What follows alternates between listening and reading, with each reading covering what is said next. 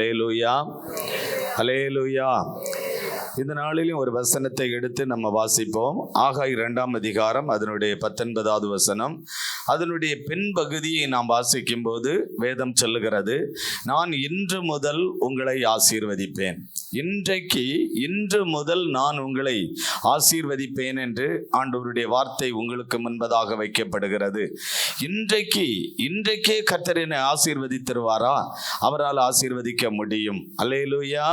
ஒருவேளை நீங்கள் பல ஆண்டு காலம் ஒரு ஆசீர்வாதத்துக்காக ஜெபித்து கொண்டிருக்கலாம். எத்தனையோ மாதங்களாக நீங்கள் ஜெபித்து கொண்டிருக்கலாம். இதுவரையிலும் இந்த ஆசீர்வாதம் உங்களுக்கு கைகூடி வராமல் இருக்கலாம். அந்த ஆசீர்வாதம் உங்களுக்கு நிறைவேறாமல் இருக்கலாம். ஒரு கடன் பிரச்சனையாக இருக்கலாம், அல்லது ஒரு திருமண காரியமாக இருக்கலாம், அல்லது ஒரு கல்வி படிப்புக்கான காரியமாக இருக்கலாம், ஒரு வேலைக்கான காரியமாக இருக்கலாம். ஏதோ ஒரு காரியத்துக்காக நீங்கள் ஜெபித்து கொண்டிருக்கிறீர்கள். ஆண்டவர் சொல்லுகிறார், இன்று முதல் நான் உங்களை ஆசீர்வதிப்பேன். அல்லேலூயா. ஆண்டவர் என்ன ஆசீர்வாதத்தை இன்றைக்கு உங்களுக்கு தரப்போகிறாராம்? சகரியா 8ஆம் அதிகாரம் 12வது வசனத்தை நாம் வாசிக்க கேட்போம். சகரியா 8ஆம் அதிகாரம் 12வது வசனம். விதைப்பு இருக்கும், விதைப்பு சமாதானமாய் இருக்கும். விதைப்பு சமாதானமாய் இருக்கும்.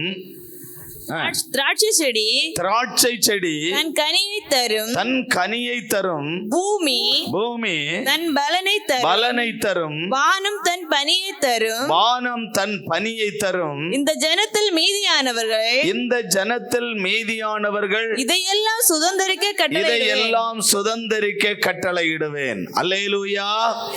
இந்த வசனத்தின் மூலமாய் ஆண்டவர் ஒரு தோட்டத்திலே விவசாயம் செய்யக்கூடிய விவசாயியை, ஒரு தோட்டக்காரனை ஆண்டவர் நம்முடைய கண்களுக்கு முன்னே நிறுத்தி ஆண்டவர் இயேசு கிறிஸ்து சொல்லுகிறார், உனக்கு நான் சமாதானம் உள்ளவனாய் இருக்கும்படி உன்னை நான் ஆசீர்வதிக்க போகிறேன்.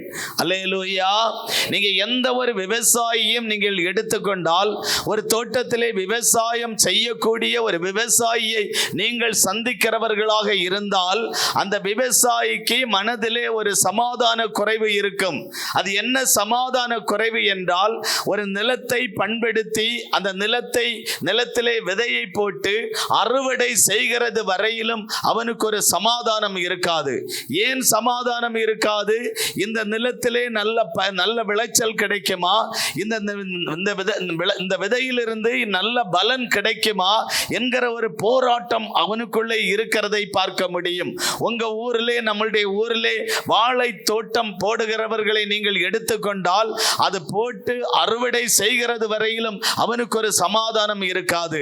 அது நல்ல பலனை கொடுக்குமா, காற்றிலே முறிந்து விடுமா, அல்லது நஷ்டத்தை கொண்டு வருமா, நாம் பாட்டம் கொடுக்க வேண்டும், பணம் கொடுக்க வேண்டும், இதெல்லாம் செய்ய வேண்டுமே என்கிற ஒரு சமாதான குறைவிலே அவன் இருப்பதை நாம் பார்க்கிறோம். இன்றைக்கும் இதை கேட்கிற ஆண்டவருடைய பிள்ளைகளே, இந்த வசனம் சொல்லுகிறது, விதைப்பு சமாதானமாய் இருக்குமாம்.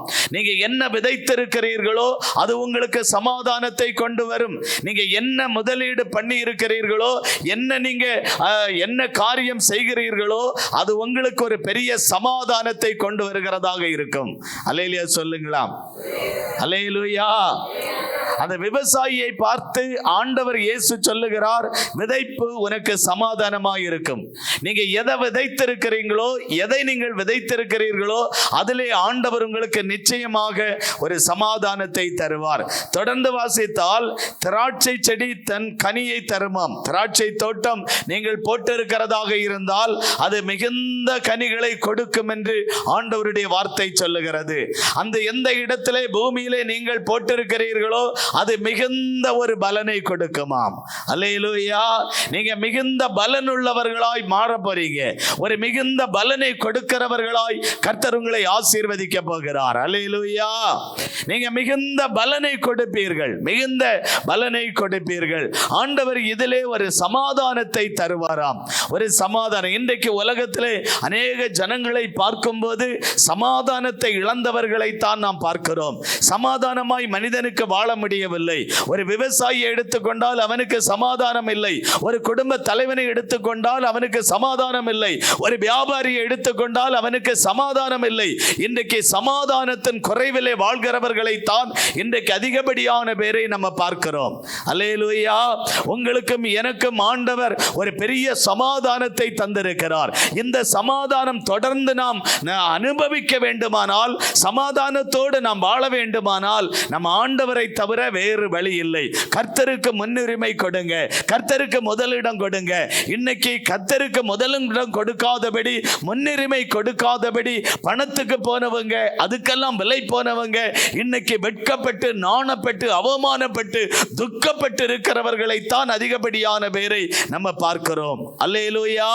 கடந்த அநேக ஆண்டுகளாக ஒரு குடும்பத்தை நான் சந்திக்க அவ்வப்போது நான் அந்த வீட்டிற்கு போவது வழக்கம். அவங்க அந்த முளமூடு பகுதியிலே அந்த வீட்டிற்கு போவது வழக்கம். சில மாதங்களுக்கு பிறகு கடந்த ஞாயிற்றுக்கிழமை மத்தியானம் அவங்க வீட்டிற்கு போயிருந்த போது, அந்த வீட்டில் போனால் என்னை நன்கு உபசரித்து அன்பாய் பேசி ரொம்ப சந்தோஷமாய் நல்ல பேசி நல்ல ஒரு கிட்டத்தட்ட 1 மணி நேரமாவது இருந்த பிறகுதான் அந்த வீட்டிலிருந்து என்னை அனுப்புவார்கள். ஆனால் அன்றைக்கு அந்த நாளிலே நான் அவங்க வீட்டிற்கு அவங்களை சந்திக்க போயிருந்த போது அவங்களிடத்தில் ஒரு சிரிப்பு இல்லை, அவங்களிடத்தில் ஒரு சந்தோஷம் இல்லை, அவங்களிடத்தில் ஒரு மகிழ்ச்சி இல்லை, அவங்களிடத்தில் ஒரு நிம்மதி இல்லை. அவங்க சந்தோஷமான வார்த்தைகளினால் அவர்களால் பேச முடியவில்லை. அப்படி இருக்கும்போது அவர்களிடத்தில் நான் கேட்கிறேன், என்ன நீங்க எப்பொழுதும் சந்தோஷமாய் இருப்பீங்க, நல்ல அன்பாய் பேசுவீங்க, இப்ப என்ன நடந்துச்சு, என்ன விஷயம் என்று அந்த குடும்பத்தாரிடத்தில் கேட்கும்போது அந்த சகோதரி பதில் சொல்ல ஆரம்பித்தார்கள். எங்களுடைய சொந்த ஊர் இந்த சிதறால் பகுதி, அந்த பகுதியை சார்ந்தவர்கள் தான் நாங்கள் 2 பெண்களும் ஒரு அண்ணனும் எங்களுக்கு சகோதரர்களாய் நாங்கள் இருந்தார்கள். நாங்கள் 3 பேரும் எங்களுக்குள்ளே நல்ல அன்பு, நல்ல ஐக்கியம், நல்ல ஒற்றுமை. டிசம்பர் மாதத்திலே அவர்கள் அக்காவும் சேலத்திலே குடும்பமாய் இருக்கிறார்கள், அண்ணனும் சேலத்திலே அங்கே குடும்பமாய் இருக்கிறார்கள்.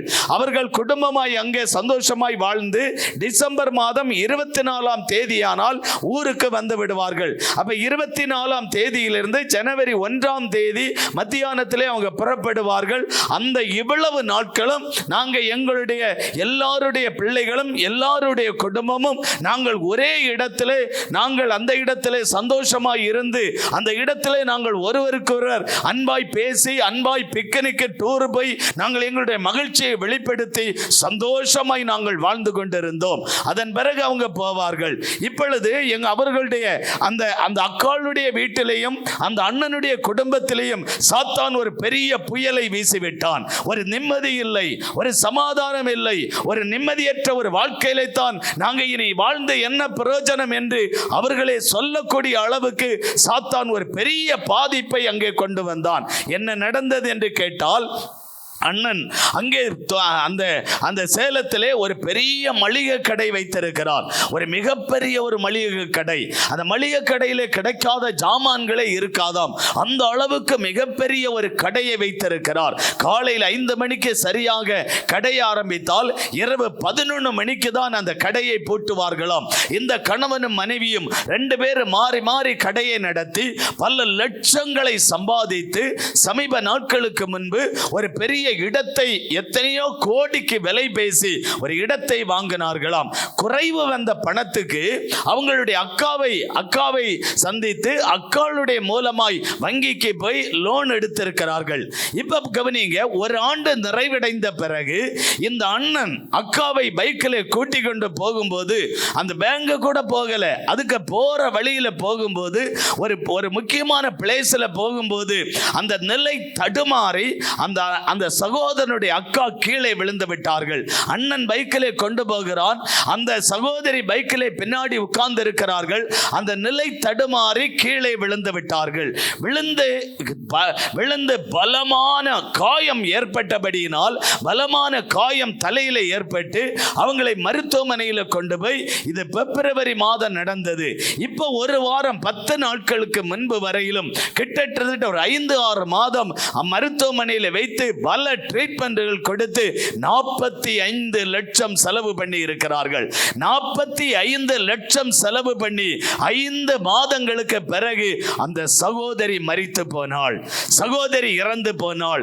இப்பொழுது இந்த குடும்பத்தாருக்கு, ஐயோ நான் அல்லவா கொண்டு போய் அவளை கொன்று விட்டேன், என்னுடைய பைக்கில் அல்லவா போய் அந்த அக்காள் கீழே விழுந்து விட்டாள் என்று கணவனுக்கும் மனைவிக்கும், ஐயோ உலகம் என்ன சொல்லும், என்னை உலகம் நம்மளை நிந்திக்குமே, உலகம் பரிகாசியுமே ஒரு நிம்மதியை இழந்து போனார்கள். சமாதானத்தை இழந்த நிலைமை, அந்த மகிழ்ச்சியை இழந்து போன இப்படிப்பட்ட ஒரு நிலைமையில் இவர் சந்தோஷத்தை இல்லாத ஒரு நிலைமையில் வாழ்ந்து கொண்டு இருக்கும் போது, நல்ல கவனிங்க, இப்ப என்ன நடந்துச்சுன்னா அந்த சகோதரி இறந்து போயிட்டாங்க. ஹாஸ்பிட்டல்ல கடைசி நாட்கள்ல இருக்கும்போது இந்த சகோதரனுடைய மனைவி வண்டியிலே வாகனத்திலே இவங்க மத்தியான உணவு அங்க இருக்கிறவங்களுக்கு கொண்டு போனாங்களாம். கொண்டு போகும்போது அந்த ஹாஸ்பிட்டலு கிட்ட அந்த பக்கத்துல போகும்போது இவங்களுக்கு ஒரு சுயநிலைவு இழந்து கீழே விழுந்துட்டாங்களாம்.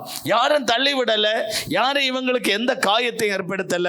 இவங்களுக்கு மன உளைச்சல்ல போனதுனால மயங்கி கீழே விழுந்தாங்களாம். மயங்கி கீழே விழுந்து இந்த மூளையில பிளட் கிளாட் ஆகி இன்னைக்கு அந்த மருத்துவமனையில் தான் அவங்க இருந்துட்டு இருக்கிறாங்க. இப்போ அந்த அண்ணனுடைய குடும்பமும் கலங்கி போய் நிற்கிற சூழ்நிலை. அவங்க அந்த மளிகை கடை நடத்துற அவங்களும் கலங்கி நிற்கிற இந்த நிலைமை. ஐயோ, 2 குடும்பமும் பாதிக்கப்பட்டு 2 பேருக்கும் இப்படிப்பட்ட ஒரு சூழ்நிலை ஆகிவிட்டதுன்னு இங்க இருக்கிற தங்கச்சி இவங்க ஒரு மனநோவு உண்டானவர்களாய் இவங்களும் வேதனையில் இருக்கிற ஒரு நிலைமை. கொஞ்சம் சிந்திச்சு பாருங்க. ஆண்டவராகிய இயேசு கிறிஸ்துவை ஒரு மனிதன் தேடி முன்னுரிமை கொடுக்காதபடி பிசினஸுக்கும் பணத்துக்கும் தொழிலுக்கும் முன்னுரிமை கொடுத்தபடியினாலே அந்த கிடத்துல என்ன நடந்தது பாருங்க.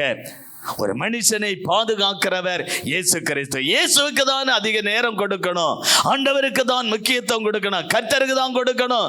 ஆண்டவருக்கு கொடுக்க வேண்டிய நேரத்தை தவறிவிட்டார்கள். கர்த்தருக்கு கொடுக்க வேண்டிய சமயத்தை தவறிவிட்டபடியினால் சாத்தான் உள்ளே புகுந்து அவங்களுக்கு நோவை உண்டாக்குகிறான், வேதனைகளை உண்டாக்குகிறான், சமாதான குலைச்சலை கொண்டு வருகிறான், சமாதான கேடுகளை உண்டாக்குகிறான். அல்லேலூயா, அல்லேலூயா சொல்லுங்க. மனிதர்கள் இன்றைக்கு சமாதானத்தை இழந்திருக்கிறார். ஆகவே தான் ஆண்டவராகிய இயேசு கிறிஸ்து சொல்லுகிறார், என்னுடைய சமாதானத்தை நான் உனக்கு கொடுக்கிறேன். யோவான் 14ஆம் அதிகாரம் 27வது வசனம் சொல்லுகிறது, என்னுடைய சமாதானத்தை நான் உனக்கு கொடுக்கிறேன். அது உலகம் கொடுக்கிற பிரகாரம் நான் கொடுப்பதில்லை. உங்கள் இருதயம் கலங்காமலும் பயப்படாமலும் இருப்பதாக.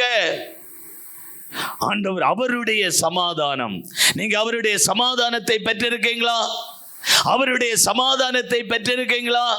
ஒரு மனிதன் அவருடைய சமாதானத்தை பெற்றுக்கொள்ளும் போது அவன் சமாதானத்தோடு வாழ்கிறான்.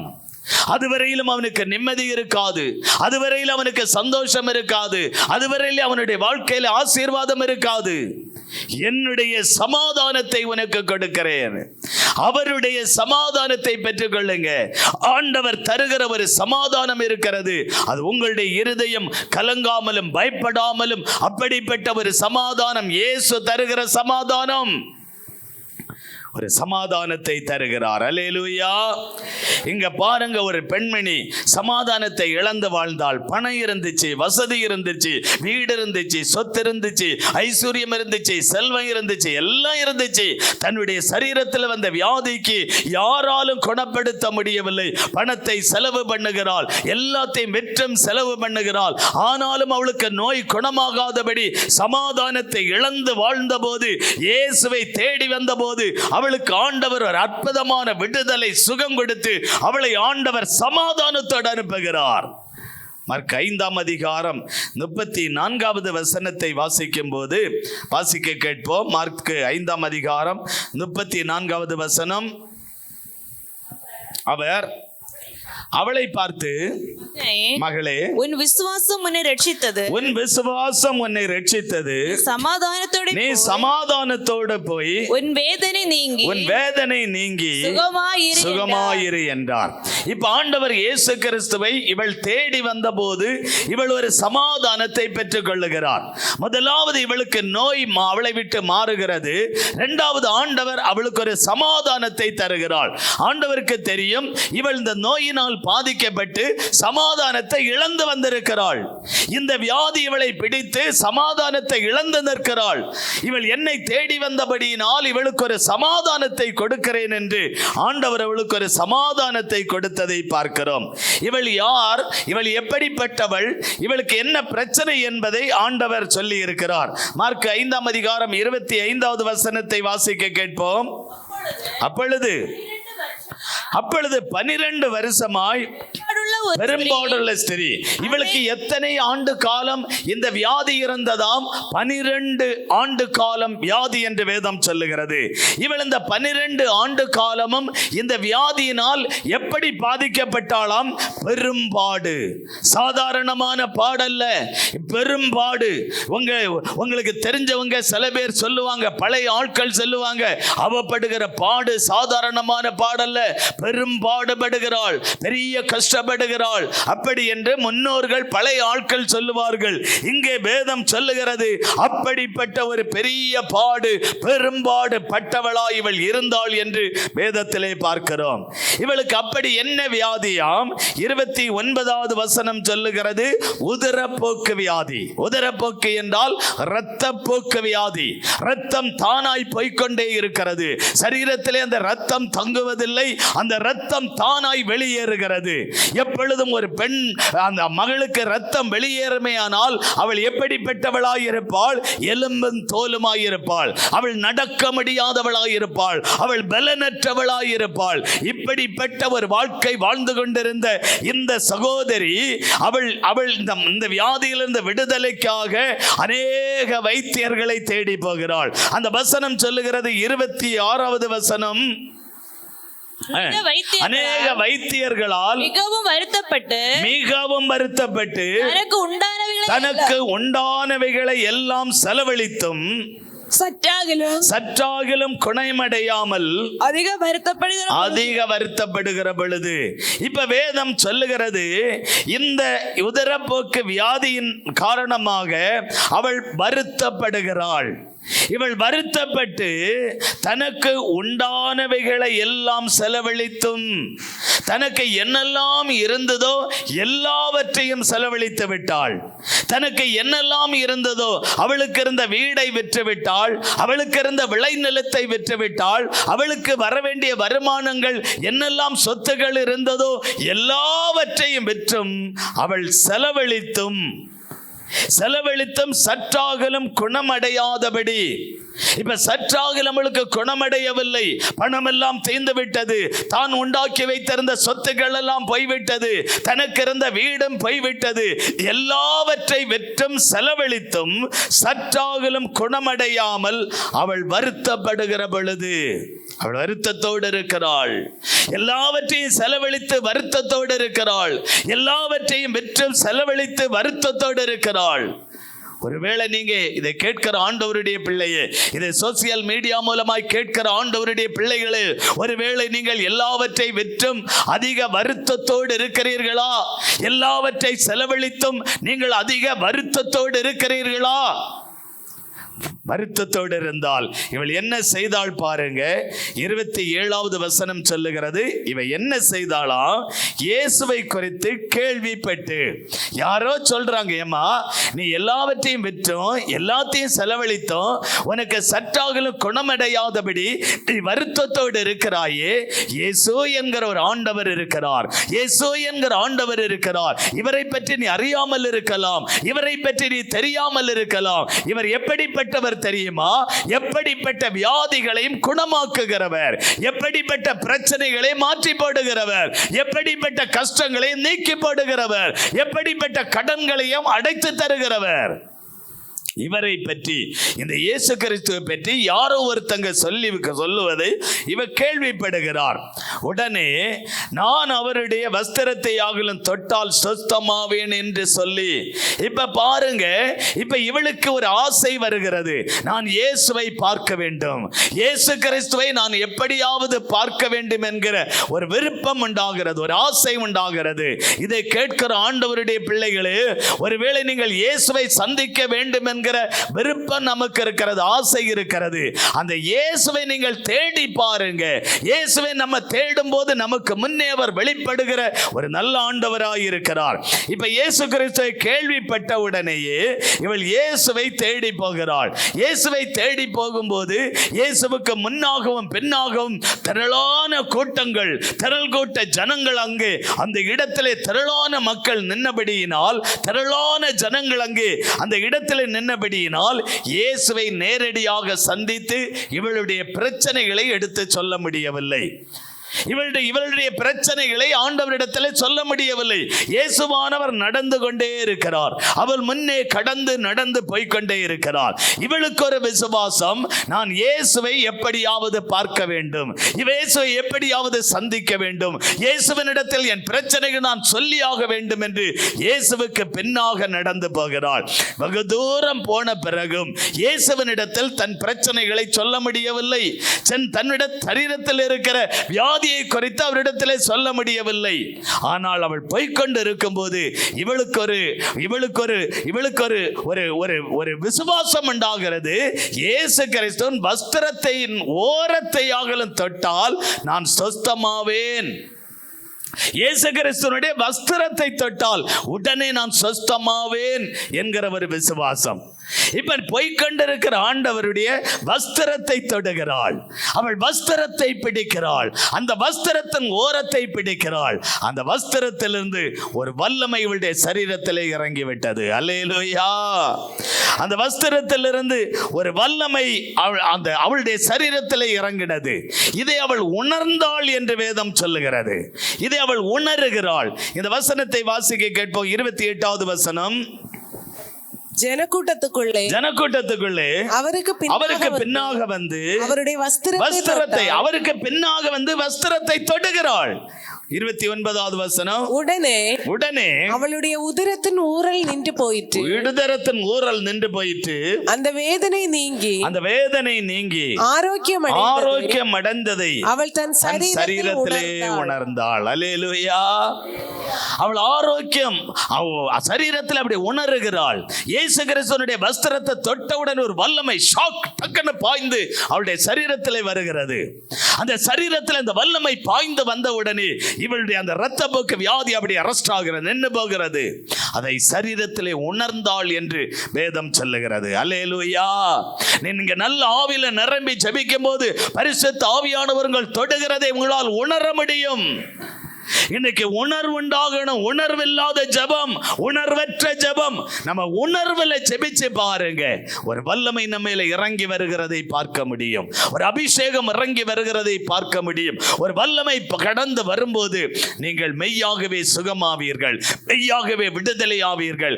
இந்த இடத்துல அவளுடைய சரீரத்தில் ஒரு வல்லமை ஷாக் இறங்கி வந்தவுடனே அவள் அப்படி ஆரோக்கியமானாள் என்று வேதம் சொல்லுகிறது. 34வது வசனம் சொல்லுகிறது. இயேசு அவளை பார்த்து, மகளே, உன் விசுவாசம் உன்னை ரட்சித்தது, நீ சமாதானத்தோடு போய் உன் வேதனை நீங்கி சுகமாயிரு. ஒரு அருமையான ஒரு வாழ்த்துதலை ஆண்டவர் தருகிறார். அவளை பார்த்து, மகளே, உன் விசுவாசம்தான் உன்னை ரட்சித்தது. ஆண்டவர் உங்களுடைய விசுவாசத்தை பார்க்கிறார். உங்களுடைய விசுவாசத்தை ஆண்டவர் பார்க்கிறார். உனக்கு விசுவாசம் இருக்கிறதா, என்னை குறித்த விசுவாசம் உனக்கு இருக்கிறதா என்பதை ஆண்டவர் பார்க்கிறார். நிறைய பேருக்கு இன்றைக்கு விசுவாசம் இல்லாத ஜெபம், விசுவாசிக்கிறதில்லை. இவ்வளவு பெரிய கடனை ஒரு நாளில் எப்படி ஆண்டவர் அடைக்க முடியும்? அவர் நினைச்சா ஒரு நிமிடத்தில் அடைக்க முடியும். இவ்வளவு பெரிய வியாதியை எப்படி அவர் ஒரு நிமிடத்தில் அவரால் குணமாக்க முடியும்? அவர் நினைச்சா, அவர் வல்லமை வந்தா ஒரு செகண்ட்ல விடுதலை. இந்த 12 வருஷம் பெரும்பாலுள்ள ஸ்திரிக்கு ஒரு நிமிடத்தில், அந்த செகண்ட்ல விடுதலை.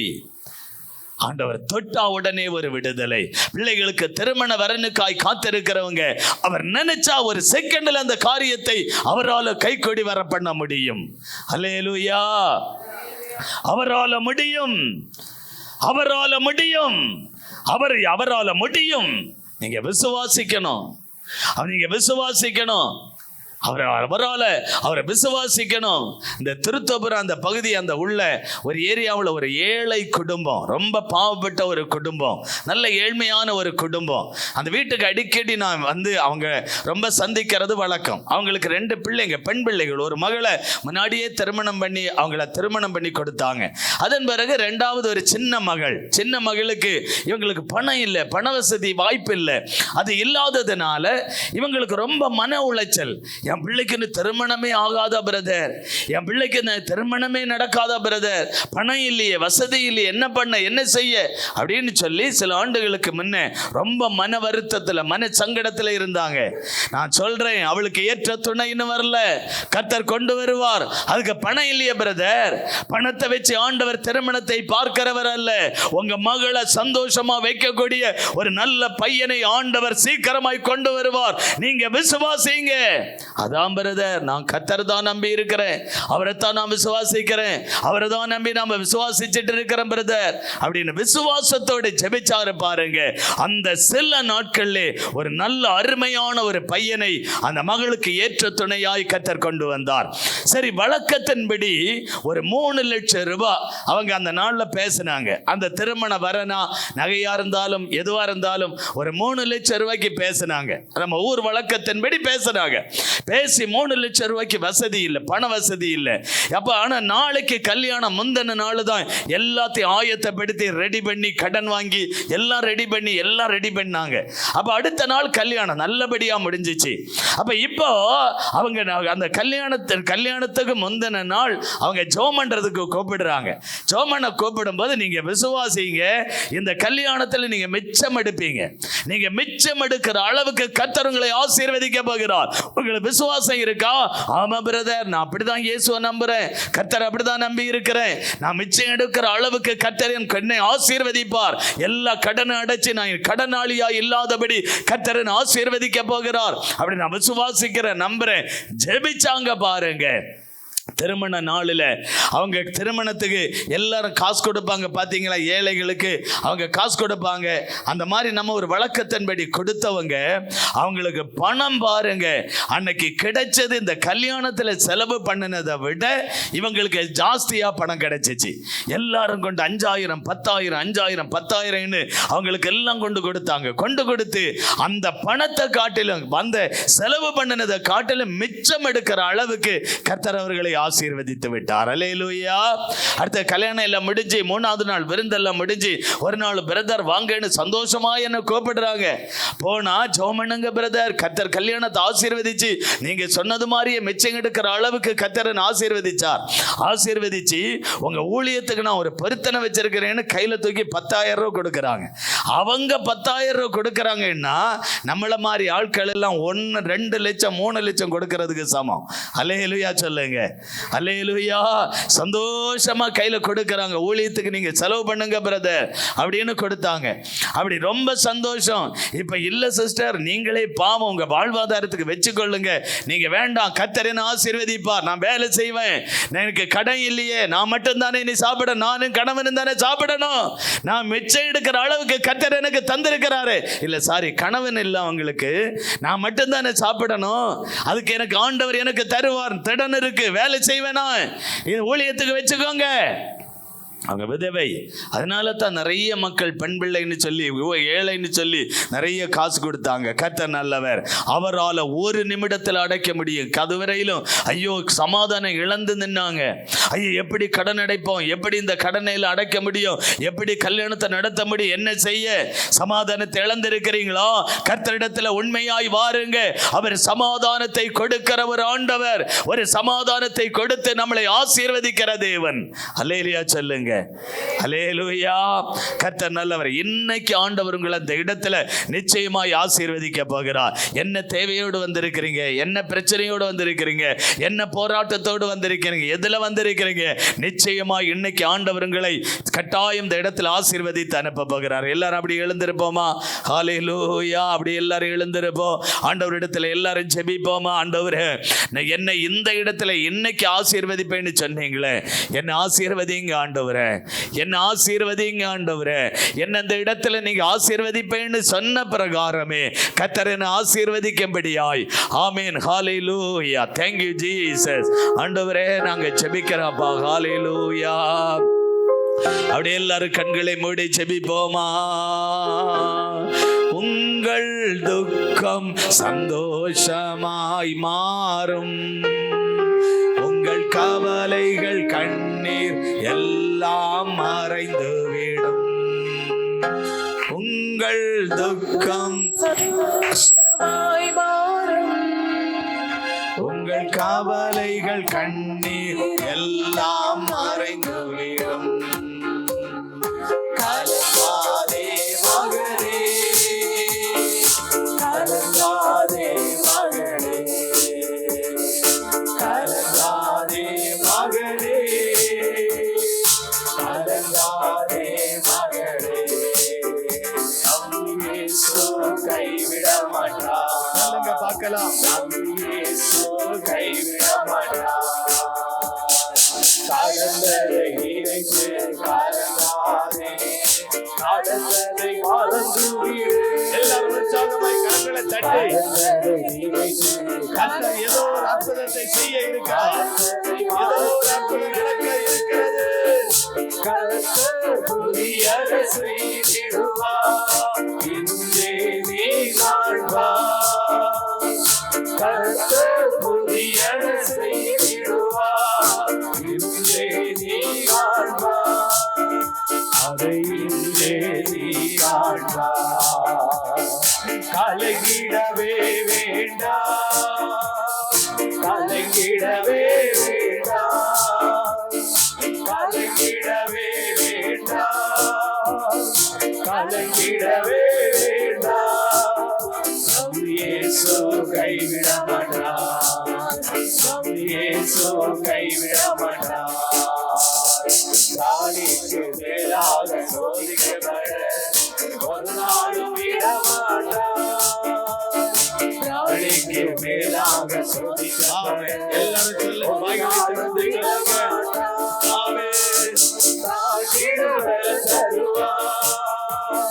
தப்பி செல்ல வழி செய்வார். தாகிடுதல் தருவார். தப்பி செல்ல வழி செய்வார். நீ தப்பி செல்ல வழி செய்வார். நீ தப்பி செல்ல வழி செய்வார். கலங்கிடவே வேண்டாம், கலங்கிடவே வேண்டாம், கலங்கிடவே வேண்டாம், கலங்கிடவே வேண்டாம். நம்ம இயேசு கைவிட மாட்டார். நம்ம இயேசு கைவிட மாட்டார். கலங்கிடவே வேண்டாம், கலங்கிடவே வேண்டாம், கலங்கிடவே வேண்டாம், கலங்கிடவே வேண்டாம்.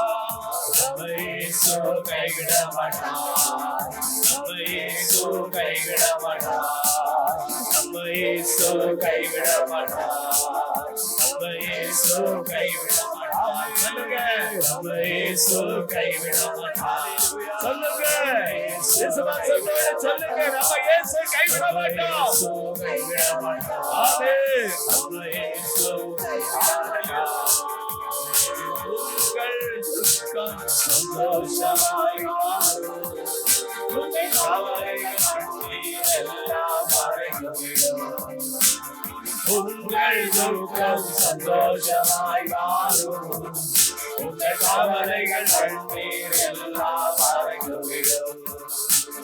கலங்காதே மகளே, கலங்காதே மகளே, கலங்காதே மகளே, கலங்காதே மகளே. இயேசு கைவிட மாட்டார். இயேசு கைவிட மாட்டார். அப்படி எல்லாம் 2 நிமிஷம் கரங்களை தட்டி ஆண்டவர் கைவிட மாட்டார் என்கிற விசுவாசம், அதுதான் நமக்கு தேவ பலனாய் இருக்கிறது. இயேசு நம்மளை கைவிடவே மாட்டார். அவர் நம்மளை விட்டு விலகவே மாட்டார். அவர் நமக்கு நிச்சயமாய் அற்புதம் செய்து உங்களை மகிழ பண்ணுவார், உங்களை சந்தோஷப்படுத்துவார். ஓ ஹalleluya. எதுல நீங்க மன வருத்தத்தோடு, மன சஞ்சலத்தோடு, மன துக்கத்தோடு இந்த இடத்துல வந்திருக்கிறீர்களோ, தேவ பிள்ளைகளே, இன்றைக்கு இந்த இடத்துல கர்த்தர் உங்களை சமாதானத்தோடு அனுப்பி உங்களை கர்த்தர் ஆசீர்வதிக்க விரும்புகிறார். ஹalleluya. Thank you Jesus. அருமை பிதாவே, ஆசீர்வதிக்கப்பட்ட இந்த நல்ல நாள் ஆண்டவரே, இந்த நாளிலே கூட்டத்தின் ஆரம்பத்தில் இருந்து ஆண்டவரே நீர் எங்களுக்கு பாடல் பகுதி மூலமாய், ஆண்டவரே ஆராதனை மூலமாய், ஜெபத்தின் மூலமாய், ஆண்டவரே ஒவ்வொரு பகுதிகள் மூலமாய், கர்த்தருடைய வசனத்தின் மூலமாய் எங்களை போஷித்து ஆசீர்வதித்ததற்காய் ஆண்டவருக்கு நாங்கள் நன்றி செலுத்துகிறோம் அப்பா. இந்த நாளில் உம்முடைய நாமம் மகிமைப்பட்டதற்காய் ஸ்தோத்திரம். இயேசுவின் மூலம் ஜெபிக்கிறோம் பிதாவே.